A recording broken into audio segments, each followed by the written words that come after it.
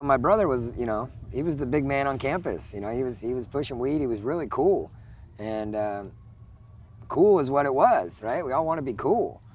And I remember the first day I went into his room, and I went underneath the little entertainment center. There's a little shelf in there, and I opened up the shelf. There was like a brick, man. Had to be just pounds and pounds and pounds of weed there. And I grabbed this big flake, almost like I was feeding the horses. I just grabbed a big flake off, put it in a baggie, and I took it to school. And I remember showing up and handing it to my buddy, and he's like, "Do you have any idea how much this is?" I'm like, "Oh my God, I can have this for free?" I'm like, "Yeah, it's yours. I got a bunch of that stuff. Like, you can have it." And I got this feeling of like, I'm in.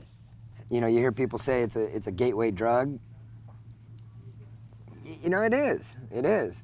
And it's kind of the uncool thing to say that it's a gateway drug because, people that smoke weed like weed. They're not going to say anything that's going to make it seem like it's bad. But for me and my life and what I've been through, that's exactly what it was. It's exactly what it was. It made me cool, and it got me in with a crowd, and it was a gateway.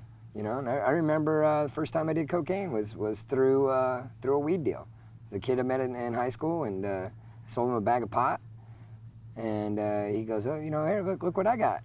I didn't even know what it was. I go, "What is that?" He goes, "Oh, you sprinkle this on your weed, and it's coke, and it'll get you super high."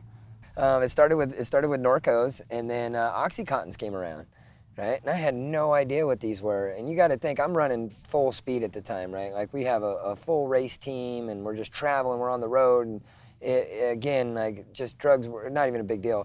I remember coming into the office one time. There was a big pile of white powder, right? And in mid-conversation with everybody in the room, it's not even a big deal. I just pulled out my credit card and racked myself a line, a big fat line, and snorted it, never even, stopped talking almost. And the second I snorted it, it burned really bad. And I look up, like, what? And they're like, "Oh, that's Oxycontin." I thought it was cocaine, right? So I just snorted a humongous amount of a drug I've never even taken before.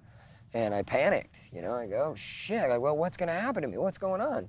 And believe it or not, the solution was, quick, take some cocaine. So, because I just took this massive downer, I chopped up a line of an upper, and I felt I would like meet in the middle, and I'd be okay, And that night turned out to be the night I overdosed on drugs, man. You don't know you're addicted to these pills until it's too late, right? And it happens so fast because it's the people you're hanging out with. It's like, it's seamless, right? It's just there. You know what I mean? Like when I was addicted to Norcos, I was eating 40 a day, right? I weighed 145 pounds. I'm this tiny little guy, and I'm just shoving these pills down my face, man. Eating 8 to 10 at a time. I'm just lucky. I'm absolutely lucky that I made it through, and that I got out of what I got out of, right? And kids got to know that it happens this quick. You're in it that fast, and you should be very, very careful, and you should be, talking. Don't go inward. Stay out here with us. Talk about what's going on. What is it that's really going on that's causing you to use drugs to fill that hole, right?